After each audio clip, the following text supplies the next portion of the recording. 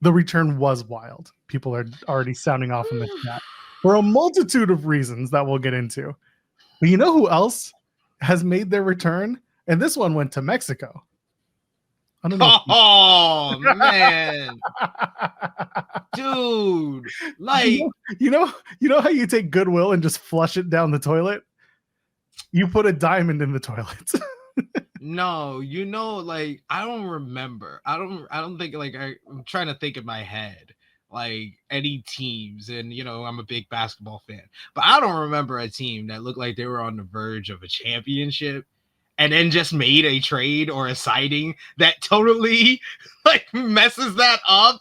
Like literally, I've been on multiple podcasts, True Hill Heat, here on Fightful, doesn't matter. And I've been screaming from the mountaintop, CMLL, the promotion of the year. Promotion of the year.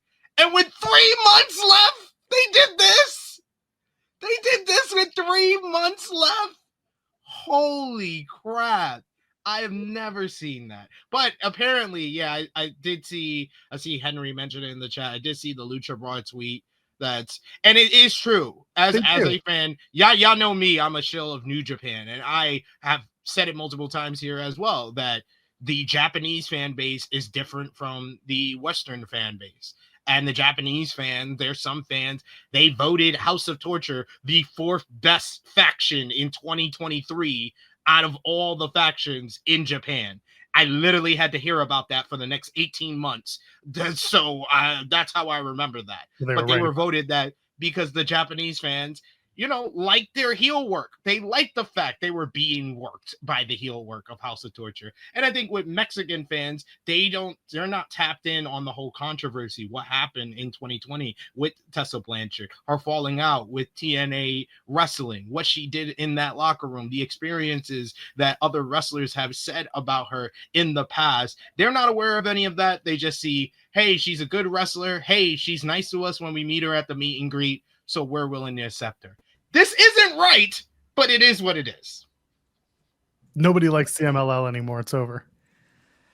Come on here, and you guys are talking about Tessa Blanchard.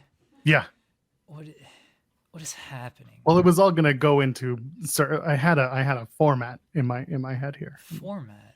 Yeah. Sometimes we have a format. Oh. Now that I gotta clip things, it's like I gotta keep track of some stuff in my brain. Everyone say nice things about Joel to Joel for doing clips on the channel. Tell him thank you. Tell him to keep it up. Like, my hair's a mess for a reason, folks. It's my anniversary. Can you give us some fireworks? Happy anniversary, sir. Happy anniversary. Do you have any fireworks? You think my hair looks bad? You should see my wife's hair right now. Oh boy. Why are you looking back at the cars? What's going on? You looking back at Paul Walker? she's over there in the background cracking up. I need to do fireworks for my anniversary. That's what we're here for. You got thumbs up. No nose and ear stuff, everybody. No nose and ear stuff. No I thought that video was gonna take off.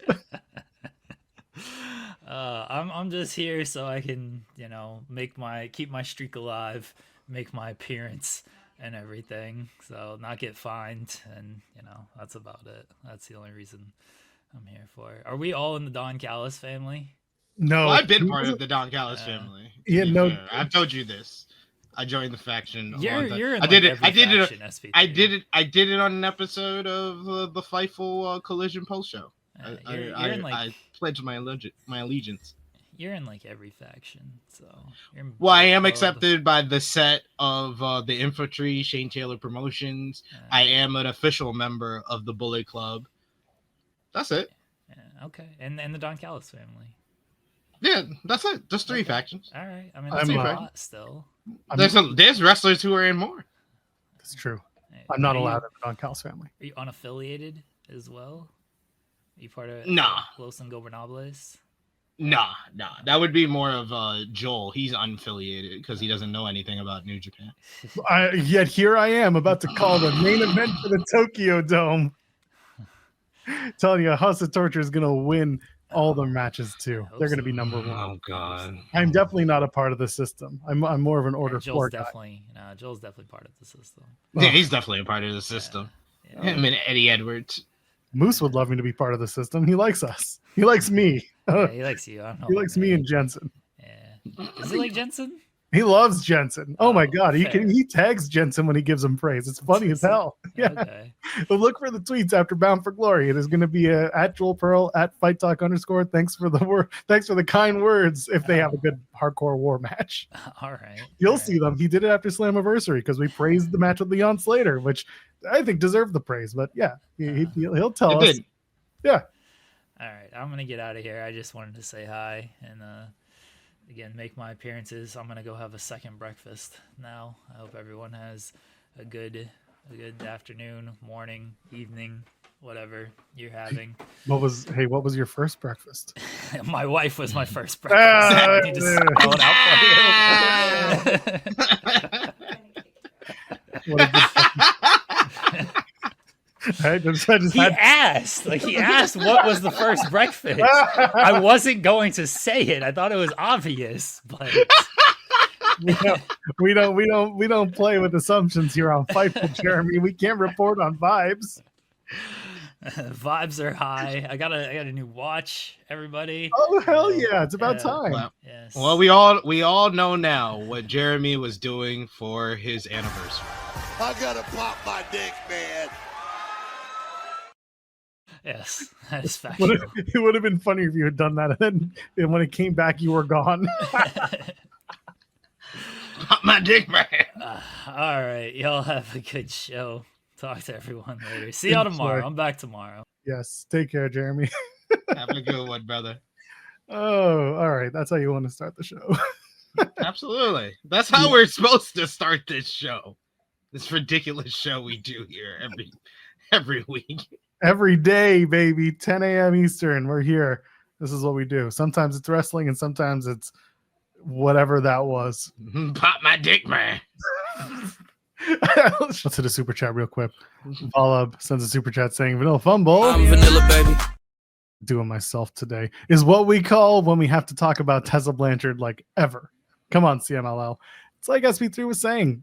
The Mexican fans, the CMLL fans specifically, they don't care about the personal lives as much. They just want to see good wrestling. They want to see good characters, and they want to see people that look like they're nice to them on screen. What happens after the cameras turn off is not as big of a deal to them.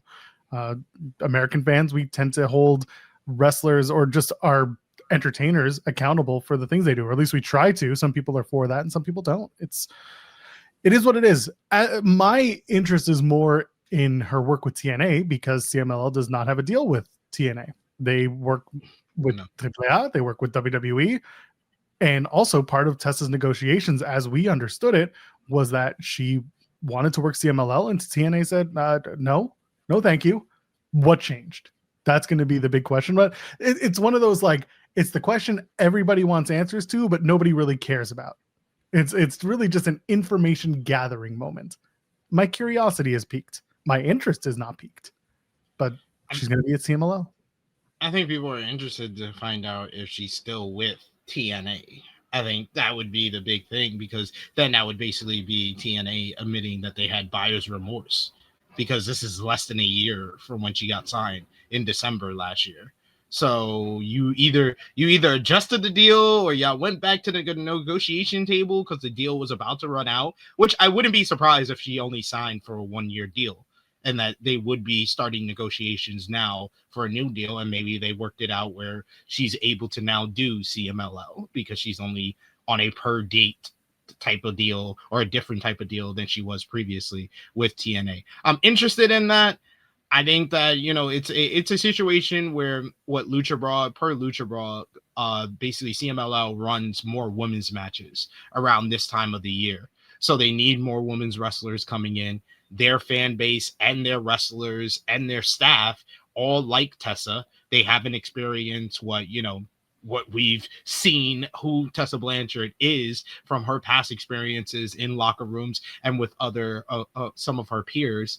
They haven't seen that whenever she's been in CMLL. They've seen a model citizen because she was basically trying to work her way back to the United States. Is she still going to be like that now with CMLL? Maybe she's learned a good enough lesson that she knows that she needs to keep that reputation that she had in CMLL, because that is the reason why she was able to get a paycheck back in the United States. Or she'll be feeling herself because she does have a paycheck in the United States and she'll burn that bridge too.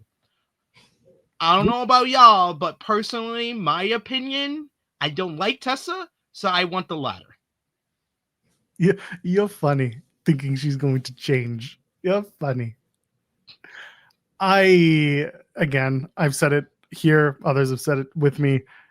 The issue with Tessa is not her quality of wrestling. She is a very talented in-ring performer. It is very much the way she conducts herself in her personal life and the stories that have come out. I've spoken to a lot of people who have been around her, not necessarily friends, but certainly people who work with her and work around her over the years. And I've had multiple people tell me they don't believe she's racist, but they believe that she's a bully, and that they believe that when provoked, she will say things that she ain't thinking about. Whether that means she's racist to the bone, I can't speak to that because I'm not in the rooms when those words get said. I would say if you're out there saying words like this, yeah, it doesn't exactly make me feel like you're just saying stuff because you suddenly thought about it and wanted to cut someone deep with your, insensitive language. To me, it's like, if you said it, that means you have a system of belief that dictates you believe it. That's my personal opinion. And again, I will leave people who pay attention to her or don't to have their opinions of her. So I can only speak to what people have told me.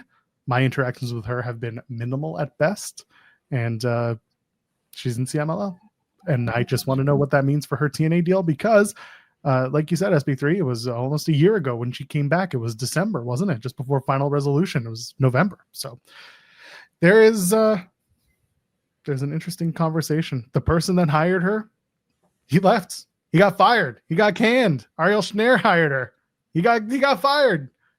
And what happened from there? She lost 2 pay-per-view matches in a row. She might be losing her 3rd coming up at Bound for Glory, assuming that's tag title match. Not tag title, sorry, a tag team match where you're doing Jody Threat and Gia Miller versus Victoria Crawford and Tessa. I don't think Tessa would eat the pin in this situation. I think she would. I think maybe this is it. You know what? If this is it, Gia pinning Tessa would probably be the nail in the coffin for that, and just be like, yeah, well, you came and went. Congratulations. No one liked it, and that should be it. They should just be done with her. The Tessa experiment failed. TNA's got their WWE partnership program, whatever, Showdown Showcase, Price is Right, and everyone's gonna go play Plinko afterwards.